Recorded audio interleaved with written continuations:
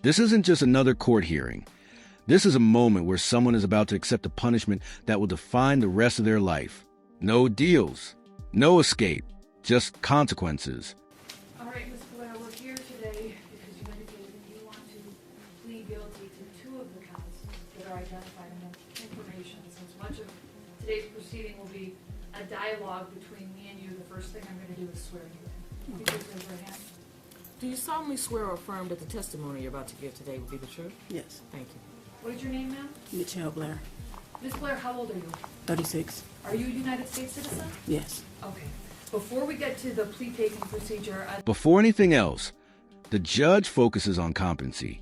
In simple terms, does she fully understand what she's doing? Because if she doesn't, nothing that follows would legally stand. I'd like to discuss the issue of competency here. I know last Friday you said that you had a number of issues with respect to the Shiner report. Yes. However, there already is a forensic center report that deems you competent to stand trial and proceed in this case. Mr. Harris, am I right in understanding you wish to object to the Shiner report in its entirety? We wish to object to some of the facts that are identified in the Shiner report. We would accept the conclusion that she's competent to stand trial and competent to waive Miranda and criminally responsible. Your Honor, may I hand you the documents that Ms. Blair has asked me to give to this court with regards to the Shiner report and her responses. As I understand, these are notes that she made within the Shiner report where she disputes the factual content of the report. Correct, Your Honor. Okay.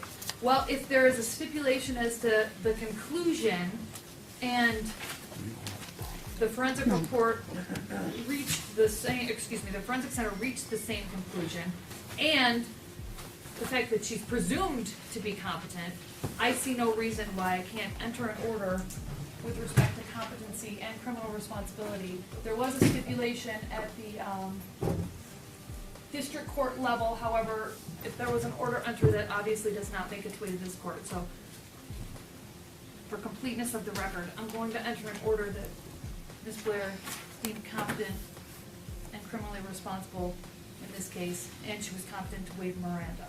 So with that out of the way, Your Honor? Go ahead. I would indicate to the court that as to criminal responsibility, she refused a criminal responsibility examination and was with deemed, respect to the forensic center. and was deemed competent to make that waiver. Okay.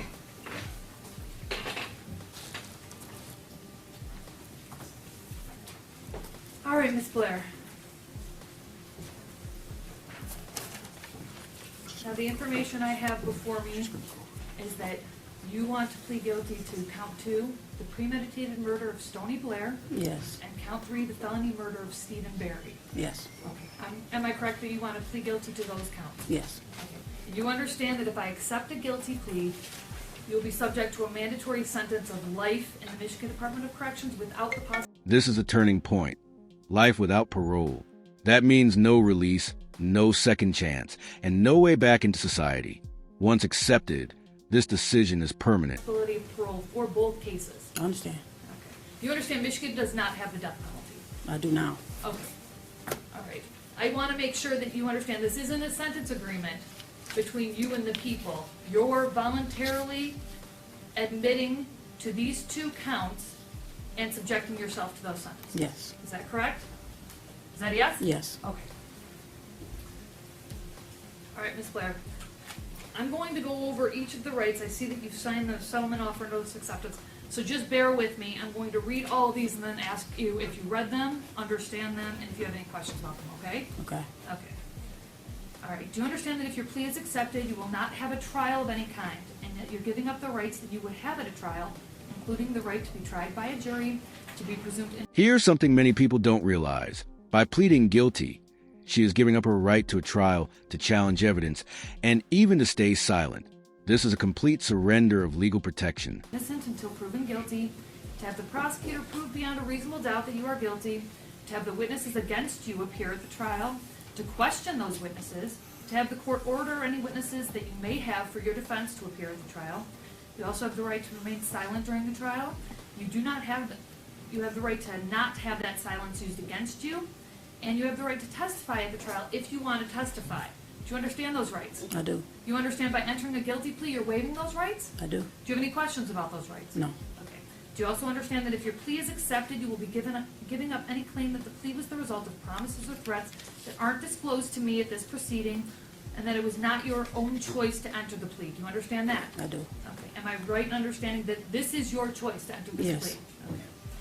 And do you also understand that if your plea is accepted, any appeal from your conviction and sentence pursuant to this plea will be by application for leave to appeal and not by right? Do you understand that? Yes. Okay, so if you were convicted by a jury, you would have an automatic right to appeal, but if you enter a plea, you have to convince the Court of Appeals that they have to hear your case. Do you understand that? I do. Okay, fair enough. Now, Ms. Blair, I want to be absolutely clear. Has anyone forced you or threatened you to get you to enter a guilty plea today? No. This is your own choice. Yes. And you've made this after discussions with your attorney, Mr. Harris. Yes. Okay, Mr. Harris, so the record's clear. Do you have any sort of record of how many times you've discussed entering this plea with your client? At least 3 times, Your Honor. All right, has Mr. Harris discussed with you that you will need to establish what's known as a factual basis? Yes. Okay. Has anyone made any promises to you in order to get you to enter this plea? No. Okay. Again, this is your voluntary choice to enter this plea. It is. Okay. And subject yourself to a mandatory life sentence. Yes. Okay. All right. Now let's go through. Now comes the most critical part, the factual confession.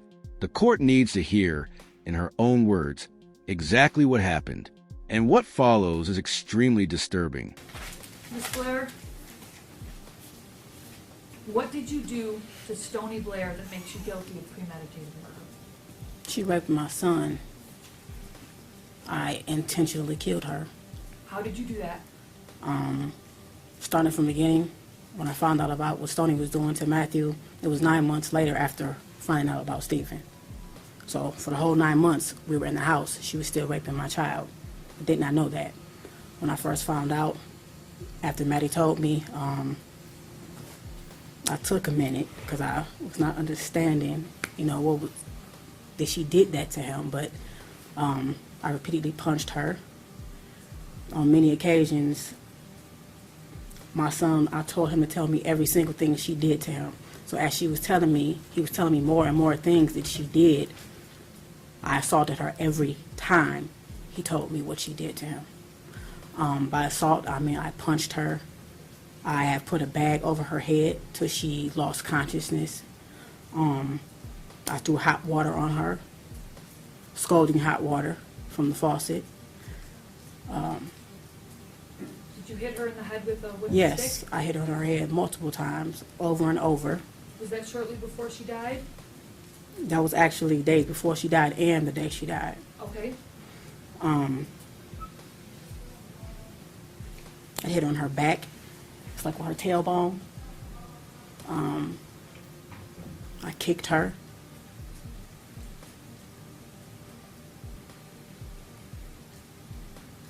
Okay, I just want to clarify a few things.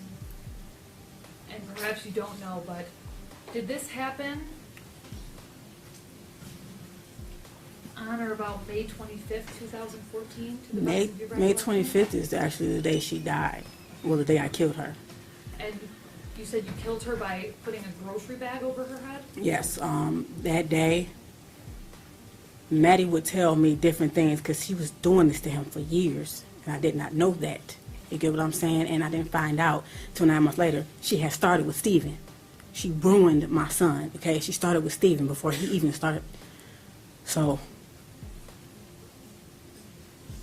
yes, I put a bag over her head, but it got worse that day. Yes, I did. It got worse that day because Matthew would tell me how she would take her pad, her menstrual pad, and squeeze her blood out in his mouth, okay? And it was over with after that. It was over with. You meant to kill her? I definitely meant to kill her. Okay. It wasn't an accident? No, not at all. This statement is crucial. She admits intent. In legal terms, that's premeditation, one of the key elements that separates murder from other crimes. If I had a chance to do it again, I would. When you went and got the grocery bag and suffocated her, that was your intent? Yes. She was standing in the bathtub. I was throwing hot water on her. my son was standing to my right outside the bathroom door, and he was telling me everything he was telling me. I looked at her and I'm like, "You did this?" And she was like, "Yes." So I actually had a stick and I was hitting her in the head. Every time he told me something, I hit her very hard in her head, and I was throwing hot water on her. And when I actually took her out of the bathroom, I took her back in her room, and I just kept staring at her, and I said, excuse my language, but I'm like, "Why the fuck would you do this to him?" Just like, you know, I'm constantly asking her. She kept saying, "I hate him." And I'm like, "You hate him?" You know? And she admitted to me that she hated Gabrielle, she hated Steven, she hated everybody. And I'm asking her why. She says, "'Cause everybody always think Matthew's so cute." And I'm like, "So you fuck your brother?" Because you get what I'm saying. So I meant to. I definitely meant to. And I do not feel any remorse for what I did to Stony. Because she had no remorse for what she did to my son. And it's not only raped him, she gang raped him with Steven. Matthew, we were all sitting on the floor, and he was telling me, this is how I found out about both of them doing it together. But it was too late. Steven was gone. But Matthew told me that Stony would actually make him sit there while, in his words, her and Stony did the nasty stuff, and then they did it to him. And So now this was that's your way of inflicting punishment? definitely. Okay. Okay.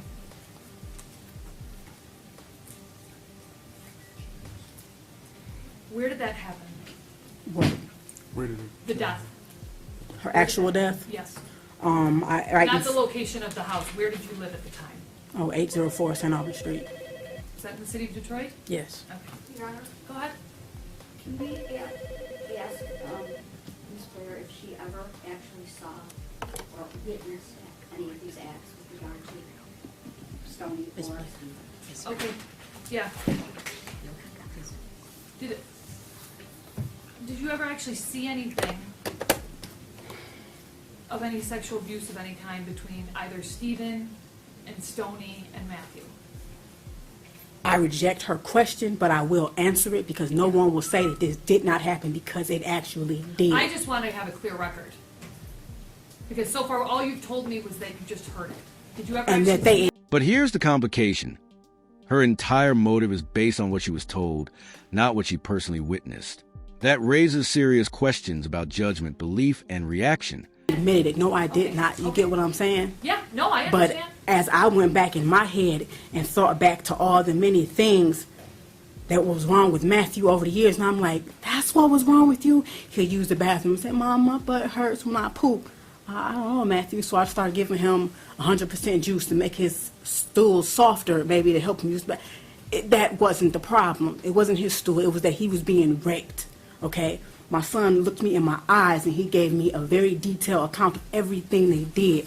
Matthew is not a violent boy. He is a very sweet little boy. So for him to stand there and look at me and say, "Do it again," he was hurting.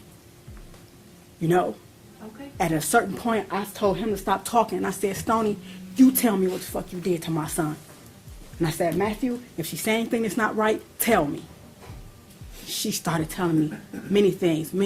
And I also asked her, "So why didn't Stephen tell me that when I asked him, did anybody do this to him? Why didn't he tell me that you did it to him?" Because Stony was going upstairs, beating Stephen's ass, threatening him. Basically, at a certain point, after I was hitting Stephen, I didn't want to look at him. I didn't want to look at him, so I told him to go to his room. When it came time to eat, I didn't want to take no food up, so I sent Stony up because she volunteered, not knowing at that time that Stony was raping either of them. But every time she went upstairs, I wouldn't have known if she hit him or not because I had put many bruises on him. So every time she went upstairs, she admitted to me that she was hitting him also, knocking the hell out of him, telling him, "You better not tell her nothing." Okay. You get what I'm saying? I understand. When she admitted these things to you, were you always being physical with her? The first time, no. We were sitting there. Okay. She denied it constantly. I'm like, "Stony, you better tell me the fucking truth." Matthew's sitting here. He don't know nothing about it. He constantly, you get what I'm saying? Who would admit that? Who would admit that if they did not do it? Okay. All right. Tell me what happened to Stephen. Basically the same thing. Can I ask you a question first? The people standing behind me, this woman who just asked the question, is she trying to make it seem like this did not happen? No. We just have to have a clear record. Okay. Can I have This a is your moment? time to talk. Go Can I have ahead. a moment? All we're trying to do is just make sure that the record is clear. Okay. And so, don't worry about them behind you. Just do what she asked you. I mean, right now, Thank you, ma'am, yeah. this is just you choosing to plead guilty. The people did not have any sort of plea agreement. Yeah, because with you know, at all. it's like I'm willing to take a polygraph test. It's like, because I understand people don't want to hear me, period, but I'm willing to I'm take here. on I'm listening to everything. you. Tell me what happened to Stephen. I came home one day, my daughter Gabrielle, my oldest, met me at the door, and she's like, Mom, come see what Maddie doing with his dials. And I'm like, what is he doing? He was making one dial, his little wrestle man, hump on top of the other. No, I'm like, Maddie, why was you doing that? I said, anybody ever do this to you? He said, no. I said, then why are you doing that? And he said, yes, Stephen did. And I was like, so this is the first I'm hearing about that, period. This was 9 months before Stony. Okay, Stony wasn't downstairs, and she was always in the background. I wish to God I had questioned everybody together, but I didn't. Would you But say this was around August 30th, 2012? no, this was before August 30th. August 30th is when he died. Okay. This was When- maybe a week and a half. Before he died? Yes. Okay. So that, Matthew telling me that set off some action? Yes, I went that you did upstairs to because Go Stephen ahead. was upstairs in his and Matthew's room. And I went upstairs and I said, Stephen, Matthew said you was humping on him.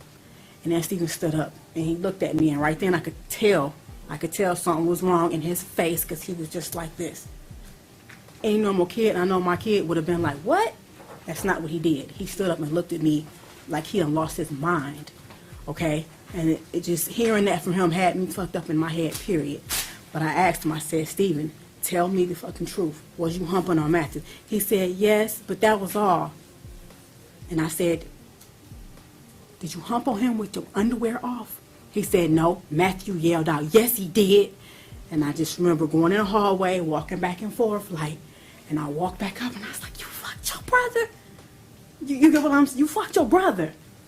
So I'm looking at them too. I'm looking at them like, what? I can't understand. So I started punching Stephen. You know, I'm like, what the fuck are you doing to him? I just started asking him questions. Matthew at this point is just spilling out. He's just spilling out. And Mom, and he's doing like this, and he do this thing almost every night.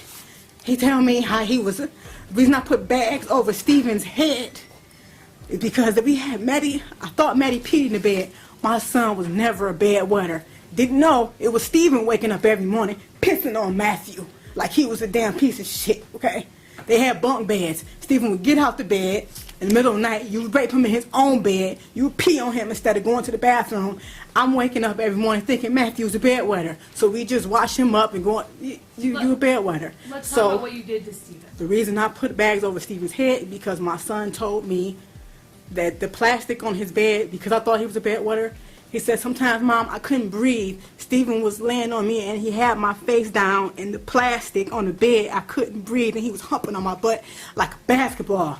That's when I got a garbage bag and started putting it over Stephen's head, and I started asking him, bitch, you know what I'm saying? You see what this feel like? You can't breathe? You stop at that's my son.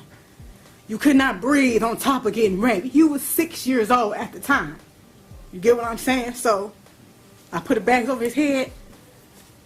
He lost consciousness. I did that a couple times. He told me that Maddie would be face down. He had stuff around his neck. So I grabbed Stephen and I grabbed a belt and I put a belt around his neck and I lifted him up like, do you like how this feels? Being choked with a belt. So I dropped him. I held him up until he lost consciousness as well. You were intending to... No, I did not intend to kill Stephen. No, I'm not... Listen to my question. You were intending to inflict serious physical harm, but not kill him. Definitely. Okay. Did you also punch him? Yes, I did. Multiple also kick times. him? Yes, I did. You talked about choking him. Did you also burn him? Yes, I did. Okay, how did you do that? Hot water, scalding hot water. In our bathroom, the hot water gets extremely hot. So, his private area, I stood him in the bathtub naked. You fucked up my son with your dick, you know? So yes, I threw hot water in his genital area multiple times. Multiple times. Every time Stephen peed in my son's eyes. He put his dick in his ears, his nose. He peed. Matthew even told me one time, Mom, and in my eyes he said it was gooey, but it wasn't pee. And then right then it was like, I didn't even know a 9-year-old could ejaculate. You get what I'm saying? So not only did you do that, you nutted in my son's eyes. So my son had to go through all this shit. So yes, I threw hot water on him repeatedly. Did that make him burn? Yes, it did. His skin came off. Did you His also skin make came him off. drink Windex? Yes, I did, because Matthew told me in the middle of the night he had took him in the basement and he made him drink the blue stuff from under the sink. And I'm like, what blue stuff? So I walked Maddie downstairs. He showed me what I said. You made Maddie drink fucking Windex. And then I went back to like years before, and I'm like, is this what was wrong with him? I thought Matthew had the stomach flu, where you vomit and have diarrhea. You get what? At the same time, at that time, this is what was going around. A lot of people had it, so this is what I thought Matthew had. He didn't. Stephen made him drink Windex. So yes, I made that boy drink Windex. Okay, I'm just trying to clarify the record. Okay, again, you knew you were seriously harming him, but you didn't intend to murder him. No. Okay. But your actions ultimately caused his death. Yes, they did. Okay. This is where the law draws a hard line. Even if she claims she didn't intend to kill, causing fatal harm through extreme violence can still legally count as murder. Were you Stephen's mother? Yes. He was in your custody? I don't claim him as my son now, and I do not claim Stony as my daughter. I have 2 children. That's it. Stephen and time he Stony died? are demons. Period. Listen to my question. At the time he died, he was in your custody or care? Yes. Okay. How old was he? Stephen was 9. And again, did this happen at your house in the city of Detroit? Yes. What you did to Stephen was punishment for what you did to Maddie, is that right? For what he did to Matthew. Sorry, Yes. for what Stephen did to Yes. Maddie. That was punishment. All And right. if I had killed Stephen intentionally, I definitely would be proud to say I did. But I didn't. But I know all the things that I did to him, how I hurt him, I know it did cause his death. You know what I'm saying? It was like that day, the day that he died, I went in his room, it was throw up in front of him on the bed. I got him up. He said he had to go to the bathroom, but he couldn't use the bathroom.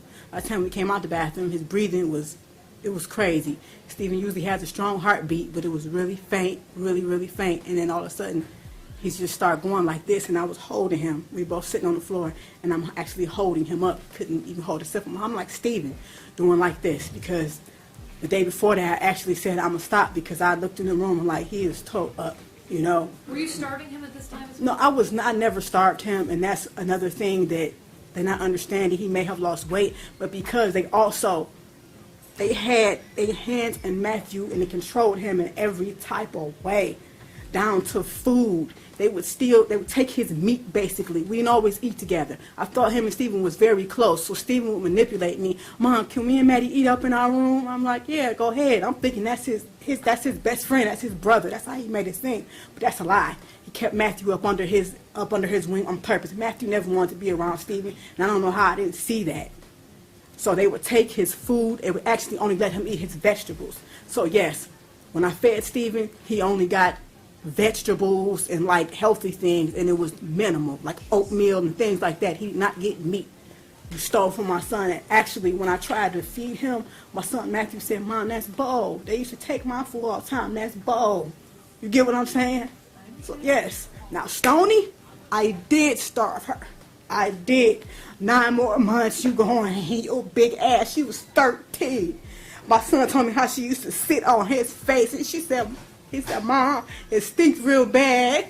And she was, you know what I'm saying? Fuck that. Yes, I did. And then oatmeal is all that girl got. And she's lucky she got that once a day. Stoney only got oatmeal? Is that what you're saying? Oatmeal once a day. She's very lucky she got that. And I used to have to hide the fact that I was giving her oatmeal for Matthew because he didn't want me to feed her, and he had every right to feel that way. Hold on. Miss Blair, can we get the Kleenex over here? No, I'm good. You're okay? Okay. I just have a few more questions. When you were physically harming Stephen, was it ever your intent to also cause any sort of serious mental harm? You said, well, I don't understand what you mean. When you were hurting him physically, was it also your intent to cause any sort of serious mental harm? What do you mean, mentally damage him? Yes. Like beating him in the head? No, like making it so that his thoughts aren't right. No, That never. makes sense? Okay. Physical punishment on what you did to my child, because I had always told my kids the worst thing you can ever do to somebody is rape them. I always told my son that, and I always told the girls the worst thing you could do is cry rape on somebody if they didn't rape you. They fully knew what they were doing. So you were only intending physical punishment? Yes. All right, no. Just so that I'm clear, you weren't allowing them to treat your other children like this, were you? What do you mean? You weren't allowing them to sexually assault. No, I wasn't allowing that. I never knew. That's exactly, You get what I'm saying? That's exactly what I wanted to know. You didn't know until afterwards. It's like, Am I right? yes. Okay. It's this one instance, I was asleep. I said, Matthew, why you didn't tell me?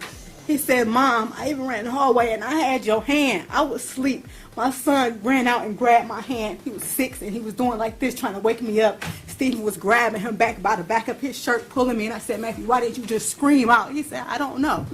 You get what I'm saying? He even had my hand pulling on me, trying to wake me up. And since I'm a hard sleeper, I didn't wake up. So to hear my son say that to me is real fucked up. That shit happened right up under my nose. So, man, I don't regret none of this. I don't regret any of it. Matthew is my son. That's my baby. There's no way that his brother and sister should know what he feels like inside. There's no way. Understood? I don't feel no remorse for the death of them demons. Okay. After hearing all of this, the court must decide whether this plea is legally valid, not emotionally justified, legally sound. All right. I'm going to accept the plea unless either counsel's dissatisfied. Oh, medical examiner's report. Go ahead. Your Honor, the medical examiner report for Stephen Gage Berry is Joint People and Defense Exhibit number 1. It's dated March 27, 2015. The medical examiner's report for Stony and Blair is Joint People and Defendant Exhibit number 2, all dated March 27, 2015. Okay. They're accepted and they're admitted. Go Your ahead. Honor, I'm wondering if Ms. Blair ever called the police to report it. Can you answer that question? Why is she asking? We're just trying to make a clear record. You mean to report what they had done? No. What they had done to Matthew. No. But after I found out about Stephen, even before I started hitting him, I did actually call the police on advice, and I told them like a hypothetical situation, like because I was scared, like, you get what I'm saying, what's going to happen with my other two. I definitely didn't want to lose Gabby and Matthew. And I was definitely about to leave Matthew after that just happened, but I called the police and I'm asking them in a case where it's one brother that's been raping the other, what can be done? Will they take both kids out of the home? And he said, well, actually, yes, they would take both kids out of the home, but this is a case for CPS. And they said, did that happen to you? And I said, no, it's actually a friend. He said, the best thing I can do is tell you to call CPS and they can guide you further on what to do. And they said, but basically it has to be an investigation, so both will be taken out of the home. You get what I'm saying? I understand. And how they manipulate, I was their mother. I was their mother. So if they can manipulate me, no. Okay. No. And I was not letting Stony go anywhere. I'm glad. I actually was going to turn myself in right after Stephen died. And I told my son Matthew that, I fucked up. I got to go, and I got to go turn myself into the police. I got to go turn myself in. And he said, turn yourself into what? And I said, Matthew, turn myself into the police. That means I got to go because I killed somebody. And then he said, I don't want you to go. When he said that, that was it. So I put Stephen in the freezer, and I said, I'm going to stay with my kids as long as possible. And I'm glad I did, because if I had not have done that, I would not have found out about Stony. You see what I'm saying? So everything happened how it was meant to happen. Okay. She could have been right with him, fooling everybody. And my son Matthew in the end would have been totally ruined. Your Honor, I have in my hand the postmortem report for Stony Ann Blair and for Stephen Gage Berry. And the prosecutor and I are using it as both joint exhibits of Exhibit 1 and Exhibit 2, and we tendered them to the court Okay. I'll accept them. to help you make a determination on a factual basis.